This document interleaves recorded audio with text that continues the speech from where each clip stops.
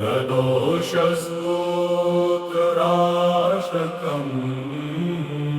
सत्यं ब्रवीमि परलोकहितं ब्रवीमि सारं ब्रवीम्युपनिषद्धुदयं ब्रवीमि संसारमुल्बणमसारमवाप्य जन्तोः सारोऽयमीश्वरपदाम्बुरुहस्य सेवा येनार्चयन्ति गिरिशं समाये प्रदोषे येनार्चितं शिवमपि प्रणमन्ति चान्ये एतत्तथां श्रुतिपुटैर्न पिबन्ति मूढास्ते जन्म जन्मसु भवन्ति नरा दरिद्राः एवै प्रदोषसमये परमेश्वरस्य कुर्वन्त्यनन्यमनसो घृसरोजपूजा नित्यं प्रवृद्धधनधान्यकलत्रपुत्र सौभाग्यसम्पदधिकास्त इहैव लोके कैलासशैलभवने त्रिजगज्जनित्रीं गौरीं निवेश्य कनकाञ्चितरत्नपीठे नृत्यं विधातुमभिवाञ्छति शूलपाणौ देवा प्रदोषसमयेऽनुभजन्ति सर्वे वाग्देवी धृतवल्लकी शतमखो वेणुं दधत्पद्मज स्थानोन्नित्यकरो रमा भगवती गेयप्रयोगान्विता विष्णुः सान्द्रमृदङ्गवादन पटुर्देवा समन्तात् स्थिता सेवन्ते तमनुप्रदोषसमये देवं मृडानीपतिम् गन्धर्वयक्षपतगोरगसिद्धसाध्या विद्याधरामरवराप्सरसाङ्गणांश्च येऽन्ये त्रिलोकननयाः सह भूतवर्गाः प्राप्ते प्रदोषसमये हरपार्श्वसंस्था अतः प्रदोषे शिव एक एव पूज्योऽथ नान्ये हरिपद्मजाद्या तस्मिन् महेशे विधिने जमाने सर्वे प्रसीदन्ति सुराधिनाथा एष ते तनयः पूर्वजन्मनि ब्राह्मणोत्तमः प्रतिग्रहैर्वयोनिन्येन यज्ञाते सुकर्मभिः अतो दारिद्र्यमापन्नः पुत्रस्ते द्विजभामिनि तद्दोषपरिहारार्थं शरणं यातु शङ्करम् सत्यं ब्रवीमि परलोकहितं ब्रवीमि सारं ब्रवीम्युपनिषद्धुदयं ब्रवीमि संसारमुल्बणमसारमवाप्य जन्तोः सारोऽयमीश्वरपदाम्बुरुहस्य सेवा येनार्चयन्ति गिरिशं समाये प्रदोषे येनार्चितं शिवमपि प्रणमन्ति चान्ये एतत्तथां श्रुतिपुटैर्न पिबन्ति मूढास्ते जन्म जन्मसु भवन्ति नरा दरिद्राः एवै प्रदोषसमये परमेश्वरस्य कुर्वन्त्यनन्यमनसो घृसरोजपूजा नित्यं प्रवृद्धधनधान्यकलत्रपुत्र सौभाग्यसम्पदधिकास्त इहैव लोके कैलासशैलभवने त्रिजगज्जनित्रीं गौरीं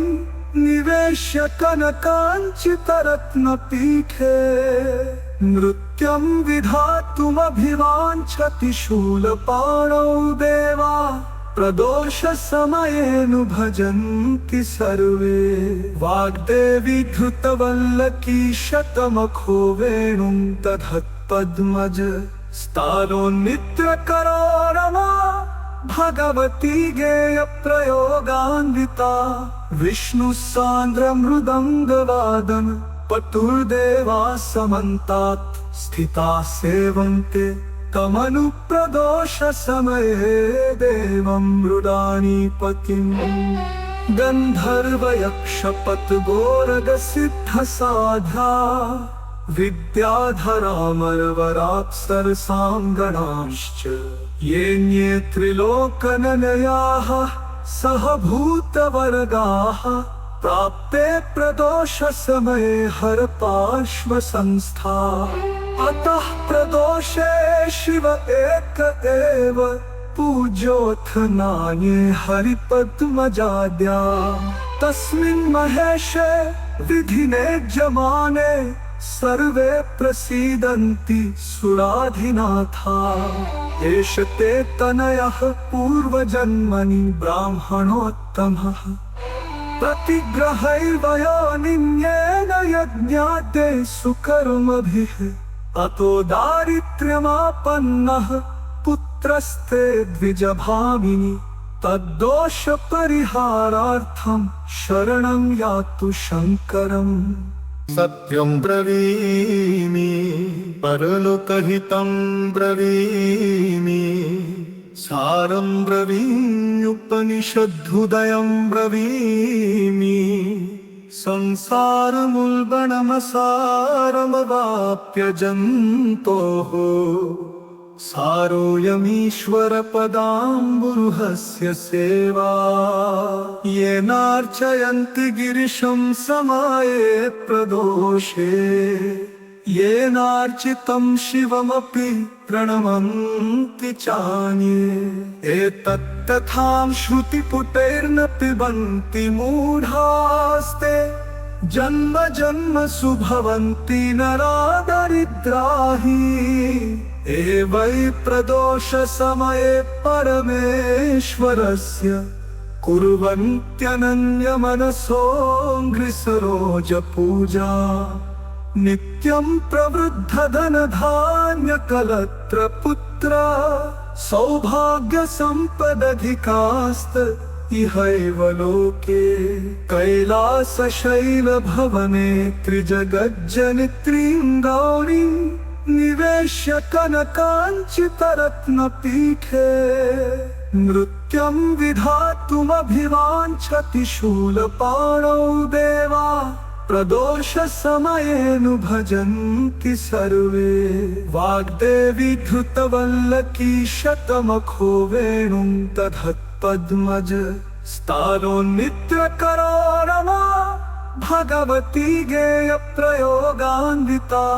विष्णुसान्द्रमृदङ्गवादन पटुर्देवा समन्तात् स्थिता सेवन्ते तमनुप्रदोषसमये देवं मृडानीपतिम् गन्धर्वयक्षपतगोरगसिद्धसाध्या विद्याधरामरवराप्सरसाङ्गणांश्च येऽन्ये त्रिलोकनलयाः सहभूतवर्गाः प्राप्ते प्रदोषसमये हरपार्श्वसंस्था अतः प्रदोषे शिव एक एव पूज्योऽथ नान्ये हरिपद्मजाद्या तस्मिन् महेशे विधिने जमाने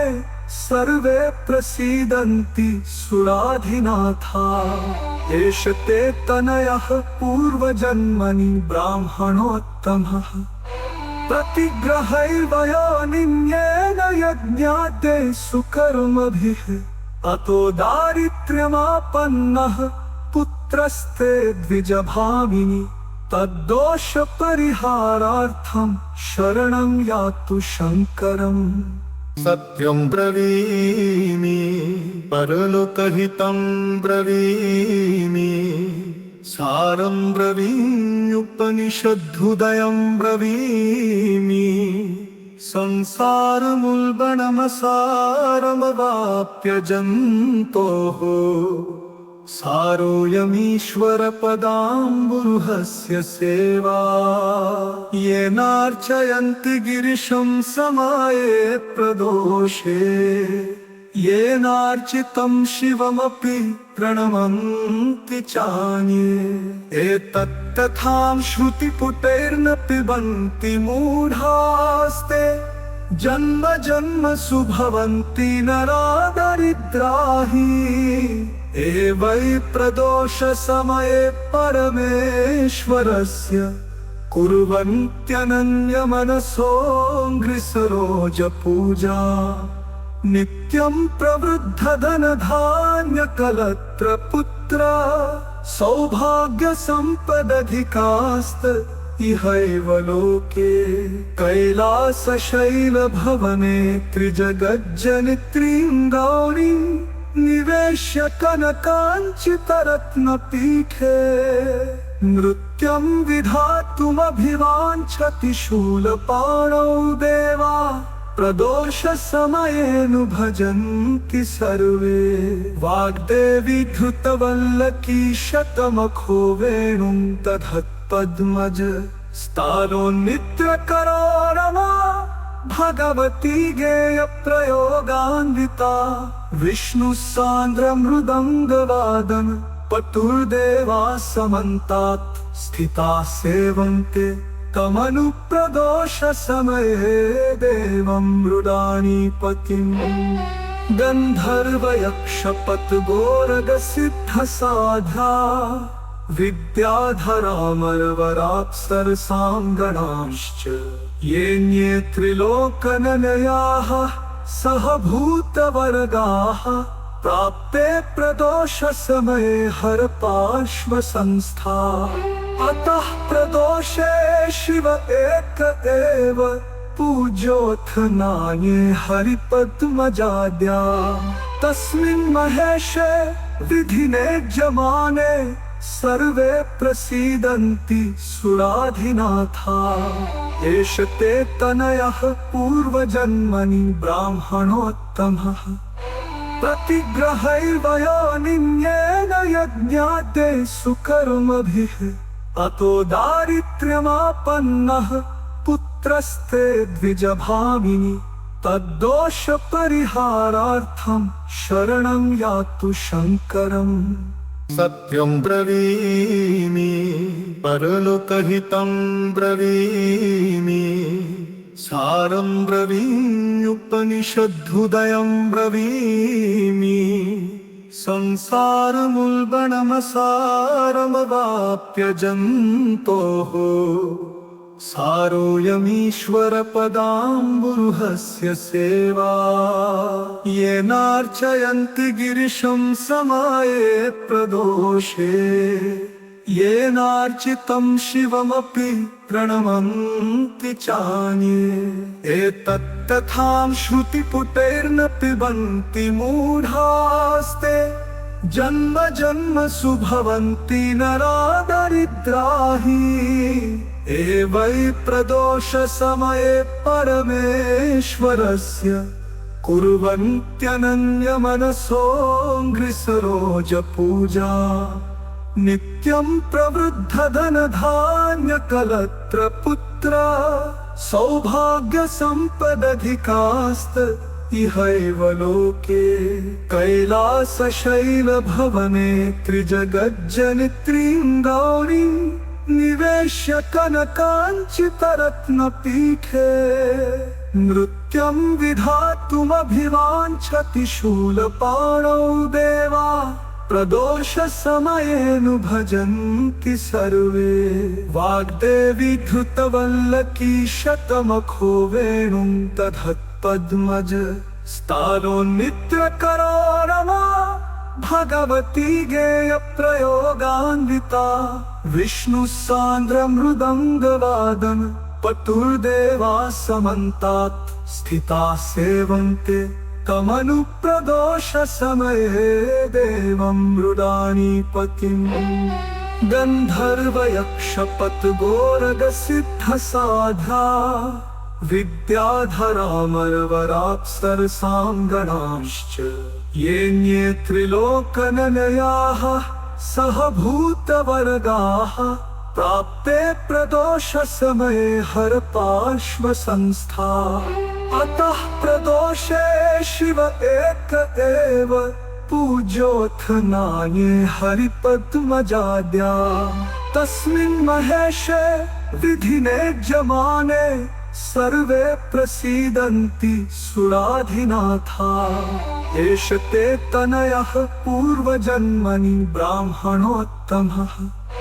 प्रतिग्रहैर्वयोनिन्येन यज्ञाते सुकर्मभिः अतो दारिद्र्यमापन्नः पुत्रस्ते द्विजभामिनि तद्दोष परिहारार्थं शरणं यातु शङ्करम् इति श्री स्कंद पुराणे ब्रह्मखंडे तृतीये ब्रह्मोत्तर खंडे षष्ठोऽध्याये शाण्डिल्य कृत प्रदोष स्तोत्राष्टकम्।